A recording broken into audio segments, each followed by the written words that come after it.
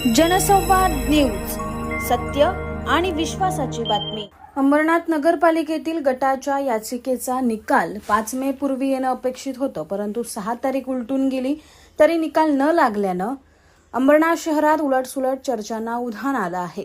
या प्रकरणात जिल्हाधिकाऱ्यांवर कुणाचा दबाव आहे का, असाही प्रश्न अंबरनाथकर विचारू लागलेत। अंबरनाथ नगरपालिकेच्या निवडणुकीत भाजपच्या थेट नगराध्यक्षा निवडून आल्या होत्या, तर उपनगराध्यक्ष आणि सभापती पदांसाठी 30 ही मॅजिक फिगर सिद्ध करावी लागणार होती। शिवसेना आणि एक अपक्ष असं 28 संख्याबळ होतं, तर भाजपा 15, काँग्रेस निलंबित 12 आणि राष्ट्रवादी 4 या गटाचं 31 संख्याबळ होतं।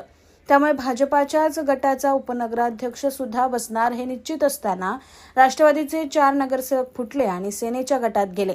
परिणामी भाजपाला उपनगराध्यक्ष पद गमवावं लागल्यानं भाजपाने कोणता गट अधिकृत आहे याबाबत जिल्हाधिकाऱ्यांकडे याचिका दाखल केली।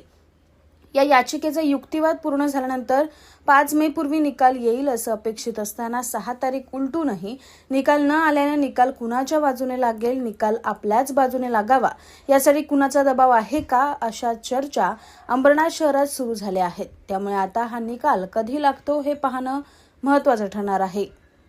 जनसंवाद न्यूज, सत्य आणि विश्वासाची बातमी। आजच सबस्क्राइब करून बेल आयकॉनला क्लिक करा आणि पहा ताज्या घडामोडींचा अचूक अंदाज आपल्या मोबाईलवर।